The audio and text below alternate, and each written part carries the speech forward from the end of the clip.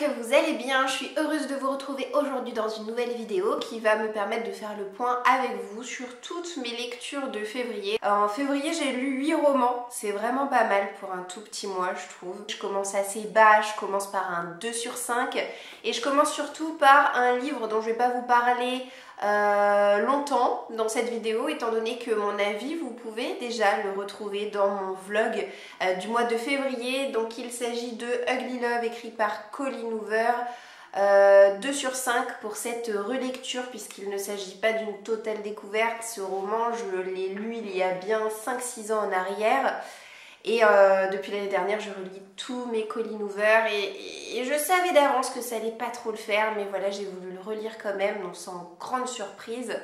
Je n'ai pas passé un excellent moment de lecture avec ce roman-ci. On remonte d'un cran avec la note de 2,5 sur 5 pour cet énorme pavé dont mes attentes étaient pourtant très élevées. Peut-être un peu trop justement, hein. C'est ce qui explique sans doute en partie ma déconvenue après la lecture de ce livre. Un livre que je ne conserverai pas, je vais le revendre et je pense qu'il partira très vite, parce que ça a été une sortie très médiatisée chez De Saxus. Et puis c'est un livre dont on entend encore de temps à autre parler, et en termes très élogieux, il a franchement bien marché. Mais je sais pas, peut-être que je suis devenue un peu trop exigeante en matière de fantasy, étant donné que c'est quand même mon genre littéraire de prédilection. J'attends certaines choses en débutant un roman. Et voilà, j'ai pas tout trouvé ce que j'aime dans ce livre-ci, qui est Le Prieuré de l'Oranger. Donc c'est un livre qui est écrit par Samantha Shannon. Je laisserai quand même une autre chance à cet auteur, parce que j'ai un autre de ses ouvrages dans ma pile à lire, et ce depuis des années. Il s'agit de The Bone Season, le premier tome en tout cas de la saga. Je sais qu'il a été réédité il y a 1 an à peu près chez De Saxus. Mais moi je ne l'ai pas chez De Saxus, je l'ai depuis bien plus longtemps que ça, puisqu'il avait été sorti, je crois que c'est J'ai lu, il y a fort longtemps maintenant, et seulement la maison d'édition n'a pas traduit la suite, parce que peut-être qu'à l'époque ça n'a pas bien marché, je ne sais pas. Mais en tout cas, visiblement chez De Saxus, le succès commercial est au rendez-vous. Donc c'est sûr que si je me penche sur The Bone Season et que je vois que j'aime, évidemment je me procurerai la suite chez De Saxus. En revanche, pour ce qui est du Prieuré de l'Oranger, ça ne l'a pas fait. J'ai mis bien longtemps à le lire. En réalité, je l'ai commencé fin janvier pour l'achever tout début février. Ça a été ma première lecture de février. Vous voyez, il y a énormément de pages, hein. On est sur un roman qui fait presque 1000 pages. On tourne autour de 950, 960 pages, quelque chose comme ça. Et alors, c'est toujours très compliqué de résumer des bouquins de fantasy, surtout celui-ci, parce que c'est très dense. On a une auteure qui a décidé de monter de toutes pièces un monde qui n'existe pas, et d'inventer de toutes pièces des coutumes, des légendes, des religions, un système politique, etc. Donc il y avait vraiment de quoi faire, vu qu'on partait de rien finalement pour arriver bien, à tout ça. Et ce que j'ai pas trop aimé, c'est justement le côté explicatif. Alors c'est paradoxal, parce que, écoutez, Robin Hobb a fait la même chose dans l'Assassin Royal, mais je suis en extase devant l'Assassin Royal, alors que là, je n'y arrive pas. Donc je ne sais pas, je pense que c'était trop lourd. En fait, l'écriture m'a pas tant emballée que ça. Je me suis beaucoup, mais alors beaucoup ennuyée dans ce que j'ai lu. Et alors, quant à vous résumer l'histoire, comme je vous le disais, eh bien, imaginez un royaume dans lequel il y a des dragons, et puis il y a plusieurs peuples. Il y a vraiment les pro-dragons et les anti-dragons, et ces deux peuples ne se côtoient pour ainsi dire presque pas. Et il y a une menace draconique qui règne depuis je ne sais combien de temps, qui a réussi à être contenue jusqu'à présent, mais le grand méchant, c'est un dragon qui risque de refaire surface et puis d'annihiler absolument toute la planète. Donc il faut faire quelque chose, donc il faut s'allier entre différents peuples. Voilà, je vous en dirai pas plus, vous voyez un petit peu le genre.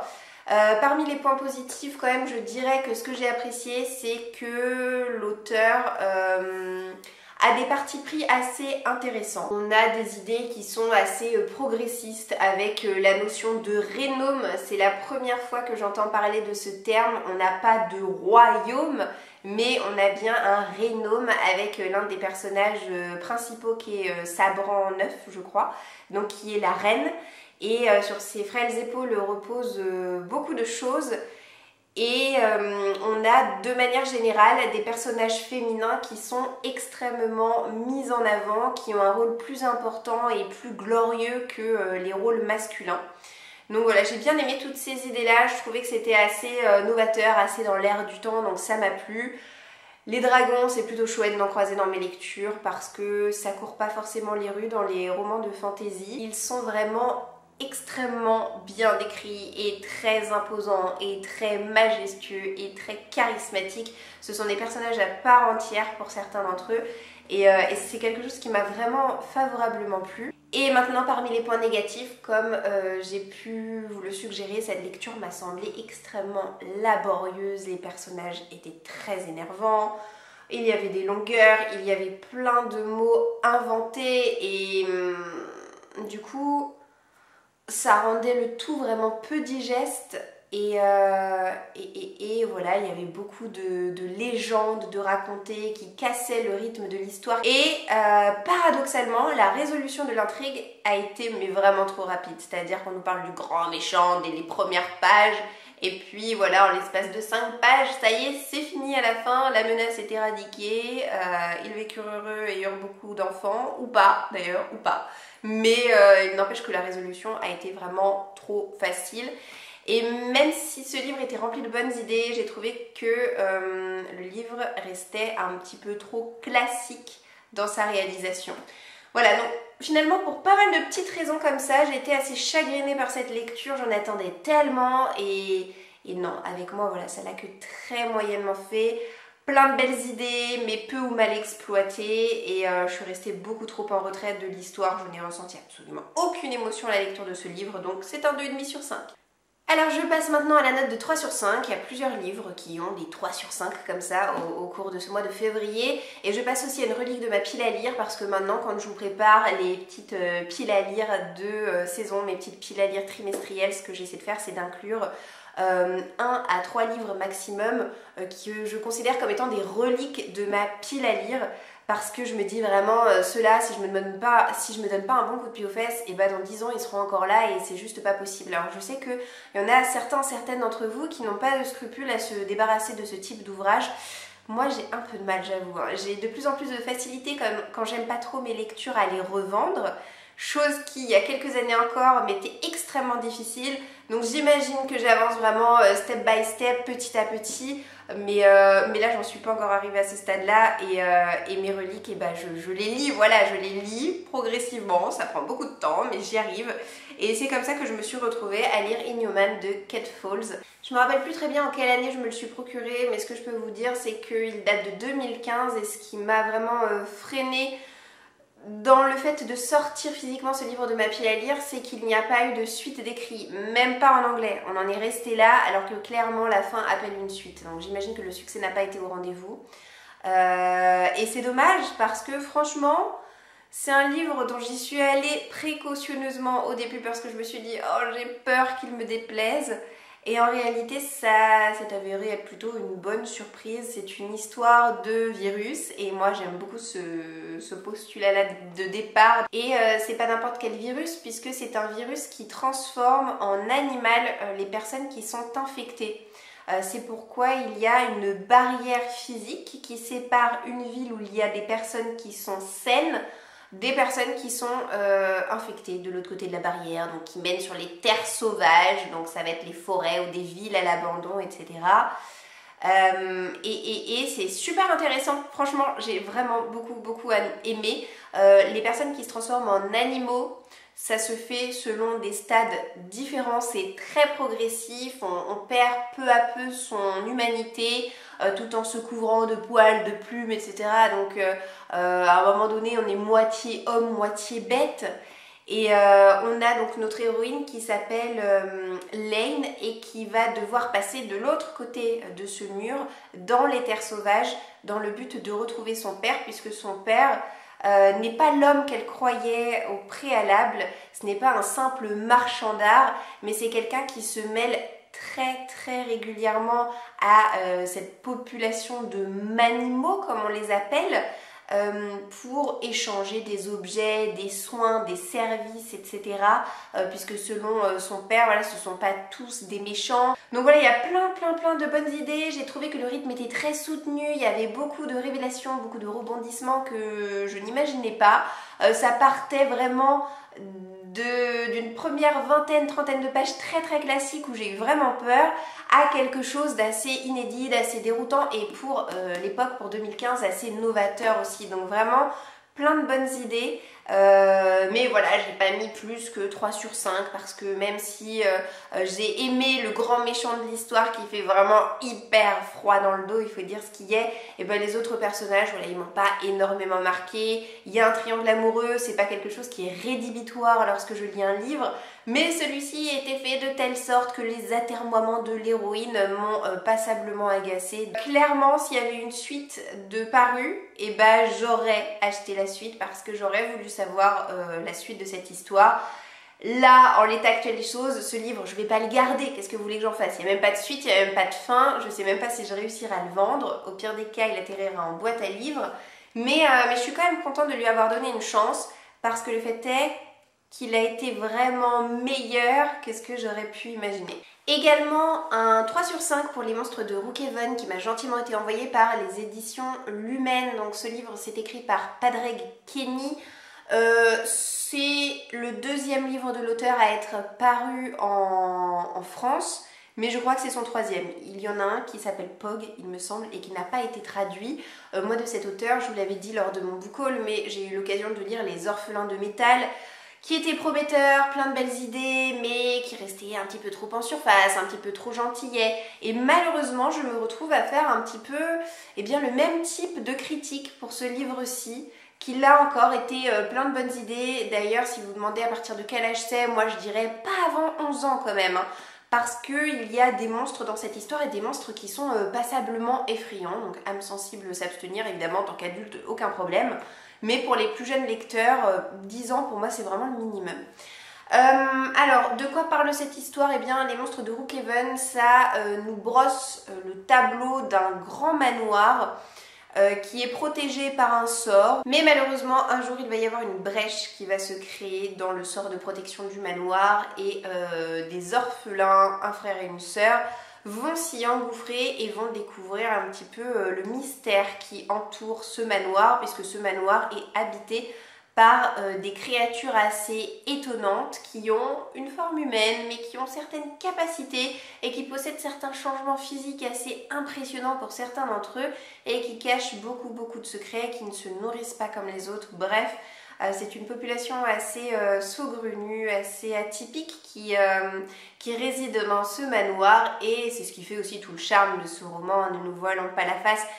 Moi, parmi les points positifs, je note vraiment l'ambiance assez sombre, l'ambiance gothique qui se dégage des pages de ce livre et qui était vraiment très bien retranscrite. La pluralité des thèmes abordés m'a également beaucoup plu. On nous parle de deuil, on nous parle de tolérance, d'acceptation de soi, d'entraide, d'amitié, enfin bref, moi ce sont des choses qui me parlent en tout cas, mais voilà, toutes ces bonnes idées n'ont pas suffi face au fait que l'histoire va encore une fois trop vite, que les personnages sont finalement trop peu creusés. Alors on se dit oui, si c'est pour les plus jeunes ça peut être normal, mais non, moi j'ai pas envie de céder à ce postulat là parce que je suis pas d'accord. Je vais prendre encore et toujours le même exemple, je vais peut-être en devenir pénible à vous citer ce livre, mais je n'ai que celui-ci en tête pour le moment, mais le Club de l'ours polaire qui est adressé à la jeunesse. Je suis désolée, mais l'auteur ne prend pas ses lecteurs pour des jambons, quoi. Il nous creuse vraiment son monde. Bref, je trouve ça un peu dommage, voilà, tout allait trop vite et tout a été résolu un petit peu trop rapidement à la fin du récit, donc dommage. Dernier livre avec la note de 3 sur 5, j'aurais tellement voulu le mettre plus haut dans le classement, croyez-moi.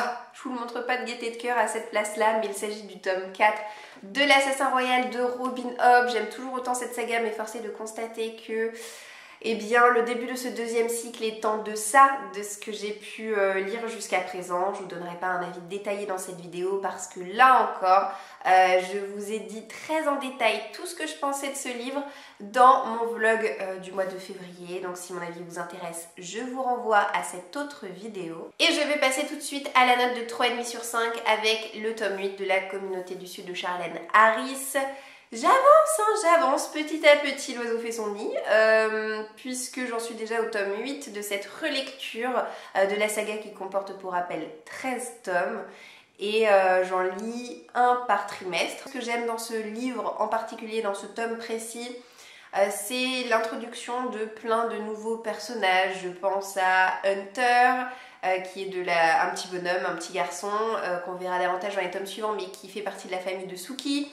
Je pense notamment à l'apparition de l'arrière-grand-père de Suki. Puis on a, comme d'habitude, plein de nouveaux vampires qui font leur apparition. Bref, c'est un tome, encore une fois, très immersif. J'aime énormément l'ambiance qui se dégage de cette saga. Plein de nouveaux conflits qui font leur apparition. Il y a plein de petites intrigues secondaires qui se côtoient, qui s'entremêlent.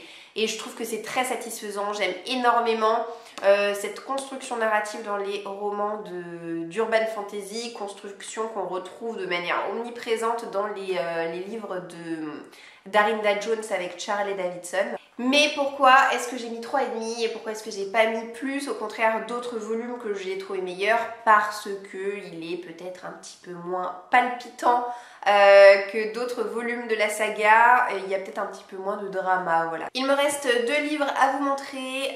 Celui-ci a eu un joli 4 sur 5, je me suis régalée avec cette lecture, c'est Sherlock, Lupin et moi d'Irène Adler. Je lui ai mis la note de 4 sur 5, c'est sorti aux éditions Albin Michel Jeunesse. Et franchement, même si j'aime pas les enquêtes policières, et ben j'adore cette série d'enquêtes pour la jeunesse. Je pense que mes enfants prendront un gros plaisir à découvrir ce livre en temps venu parce que franchement c'est tellement chouette. On a Sherlock Holmes et Arsène Lupin qui se côtoient en étant adolescents.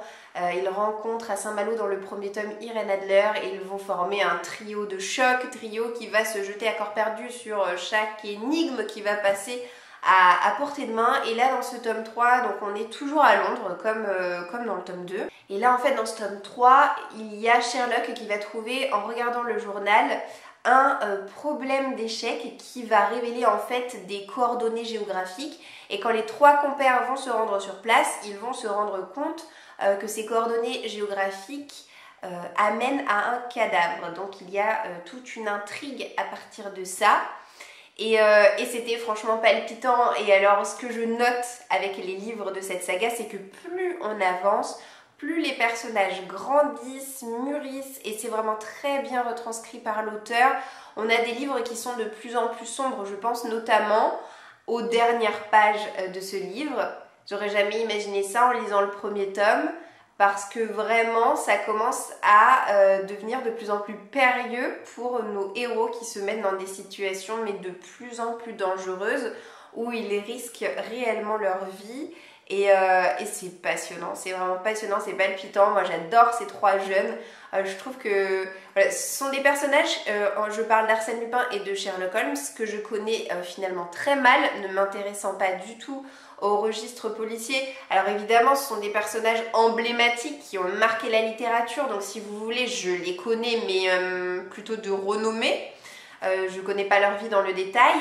Mais j'adore quand même, même si la plupart des clins d'œil m'échappent, et bah là on a l'introduction du personnage de Moriarty qui est le grand méchant face à Sherlock Holmes, et sans même connaître l'œuvre, je sais qui est Moriarty, donc vous voyez quand même des petites choses que j'arrive à comprendre par moi-même.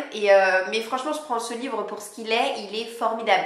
Je trouve que pour un livre pour la jeunesse, c'est extrêmement bien écrit. Et c'est extrêmement agréable à découvrir en tant que tel. Franchement c'était excellent. Seul petit reproche, c'est trop court, à chaque fois j'en veux plus. Et finalement j'ai eu un coup de cœur au mois de février, il est temps de vous le montrer. Il s'agit du tome 2 de la série de Nevermore de, j'allais dire Morrigan Crow, pas du tout, elle c'est l'héroïne de Jessica Townsend, voilà, chez PKJ, le nom de l'auteur m'échappait. Il me reste le tome 3 à lire, c'est franchement une saga, mais l'une de mes sagas chouchou maintenant. J'ai aussi eu un coup de cœur pour le premier tome lorsque je l'ai découvert. Je ne l'ai pas lu l'année dernière, je l'ai lu il y a 2 ans déjà. Et même si j'ai fait longtemps patienter ce livre dans ma pile à lire, j'avais tout en tête, je me suis pas sentie perdue en débutant cette lecture et je peux vous dire que j'ai encore vécu une expérience de lecture incroyable. Dans le premier tome, on est face à une toute jeune fille qui s'appelle Morrigan Crow, qui se croit maudite et qui est intimement convaincue qu'elle va mourir le jour de son 11e anniversaire et sa famille n'en a strictement rien à faire puisque sa famille a l'impression que Morrigan ne leur cause que des problèmes. Et le jour de son 11e anniversaire, elle va être sauvée par un personnage assez farfelu qui va devenir par la suite son mentor et qui va l'emmener dans un univers parallèle où la magie fait vraiment partie intégrante du quotidien et où Morrigan va devoir réussir toute une série d'épreuves pour intégrer une académie prestigieuse. Et il va s'avérer que l'identité de Morrigan cause problème puisqu'elle fait peur à plein de monde pour des raisons que je ne vous dévoilerai pas. Et là on est bien dans la suite directe du premier tome. Morrigan a un petit peu grandi, elle a un anniversaire de plus au compteur, elle a un petit peu mûri également, on retrouve ses amis mais aussi ses ennemis et elle va faire ses premiers pas au sein de l'académie. Et oh là là, c'était tellement bien, franchement ça a été une expérience de lecture incomparable, je trouve que la plume est d'une qualité mais vraiment sans pareil, c'est créatif, c'est inventif, c'est dynamique, c'est merveilleux. Il y a une imagination, encore une fois, mais tellement folle, je me répète, mais je sais pas comment vous le dire autrement. L'auteur a créé un univers qui lui est propre, avec vraiment ses codes. Et ça ne ressemble mais à rien de connu. C'est enchanteur, c'est surprenant, on fait des découvertes à chaque page ou presque. Est-ce que j'ai un point négatif vis-à-vis de ce livre-là? Je suis même pas sûre. Je suis même pas sûre. Allez, point négatif, la couve. J'aime pas la couve, mais franchement, on s'en fiche, non?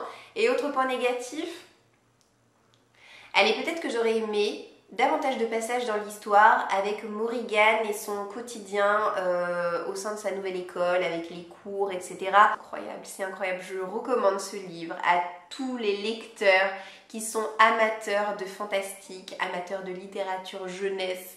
C'est juste incroyable. Ce livre, cette saga est un réel petit bijou. Vous ne pourrez qu'être conquis. Impossible de rester de marbre face à une lecture pareille. Impossible. Au pire, vous n'aimerez pas. mais impossible de se dire « Ah ouais, non, c'était moyen ». Non, en fait, non. C'est juste pas possible. Cette lecture est tout sauf moyenne. Donc, énorme coup de cœur. J'ose espérer que j'attendrai pas encore 2 ans avant de sortir le tome 3 de ma pile à lire. Mais gros régal.